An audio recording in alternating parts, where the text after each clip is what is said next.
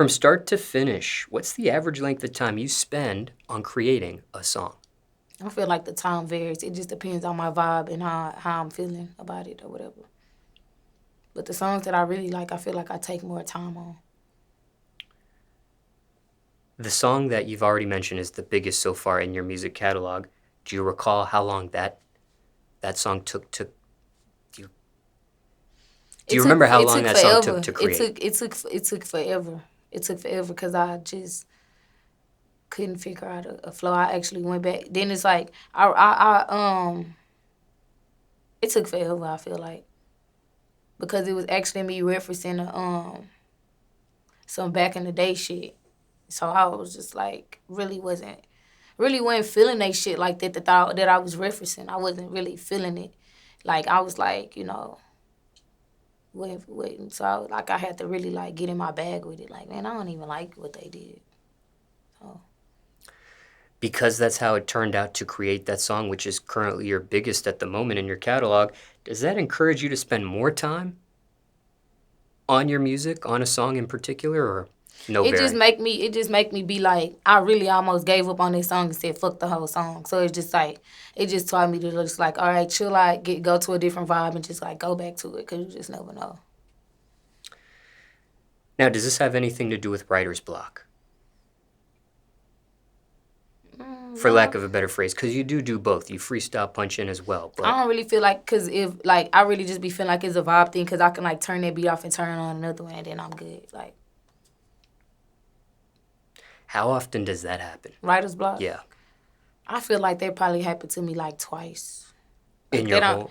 Yeah, that don't really happen to me because I'm going to find something to say. Like, I feel like people that just talk all day, I'm one of the people that just talk all day. So I'm going to find something to say. Like, I'm not saying it's just going to go as hard as everything else, but bitch, we going to lay something down. So. Do you feel like that's forcing a song at all? I do. Now that I'm getting older, yeah, I feel like that. Like, I don't do that no more. Like, nah, we forcing this. I'm finna go ahead and burn off. I do that. Like, nah, we forcing it. The vibe. Like, go ahead and call it and wrap this up till tomorrow. And what's the longest you worked on a song, stopped because of writer's block, and ended up finishing it at another point of time? You mentioned this only happened twice in your career so far, so what's the longest span there? I don't know. Maybe a day. Like, I'll leave the studio and then, like, the next day, write it. Now, because you do both, you write and freestyle punch in.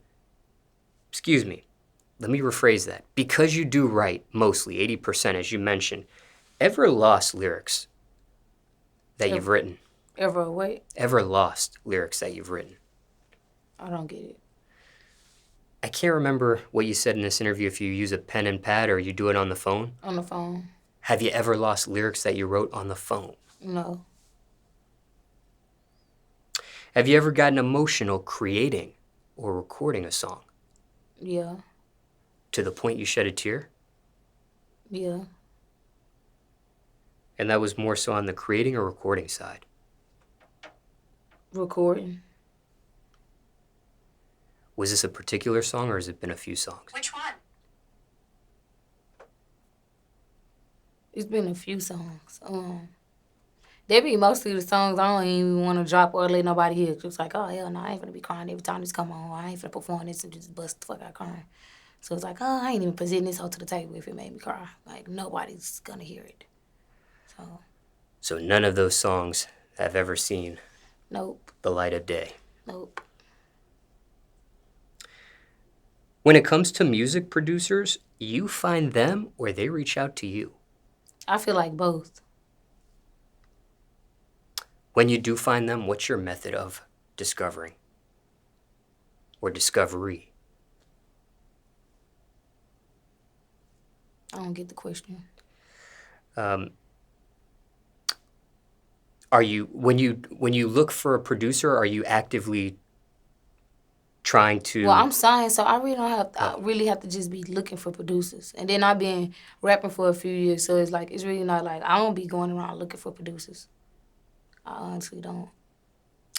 When you do have a producer that you end up working with, Do you prefer a producer create a beat from scratch for you, or you pick through a folder of beats? I be preferring, like, some people like people to start from scratch, and like that's cool and all if we in the studio vibing, but for the most part, if it's a producer I really fuck with, like, nah, nigga, send me a pack right now with a whole bunch of different vibes. Like, ain't nobody got time for wait up you to come up here and try to create something else. Send me something right now. How long do you have to listen to a beat before you know if it's the right one Soon for as you it or not? come on, if I ain't fired up, soon as it come on, then no. Have you ever passed on a beat for whatever reason and it ended up becoming a bigger song for someone else? No. Ever had a beat pulled from you after recording to it already? No. Okay, winding down here. Is there an overall message with your music at this point? What you mean? Sometimes people have individual messages with their songs. Sometimes people have an overall message with their songs.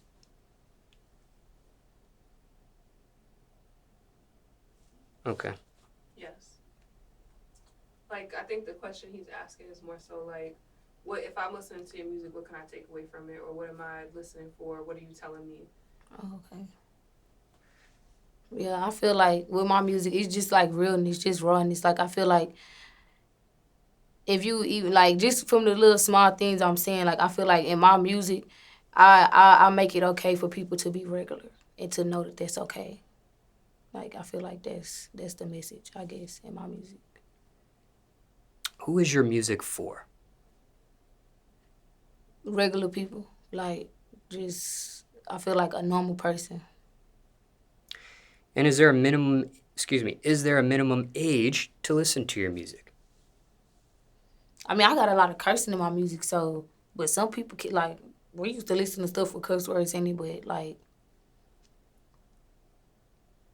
I don't feel like it is, but that's just because of where I was raised. But like I feel like normally, like nah, like 12 and 13s probably shouldn't be listening to my music. What age were you when you were exposed to that? I don't even remember. I've been knowing them type of songs like Laffy Taffy, Hooker Hooker, like Lil Wayne stuff. Like I just I don't know, and I can't even remember if we was allowed to listen to it or not. We probably was sneaking, but I was listening to it. And for time reference, it's May 2022 now. Okay, I want to end this segment with this. Well, I did want to piggyback on two things before we end this interview. You mentioned Rico Nasty and you mentioned Omeretta.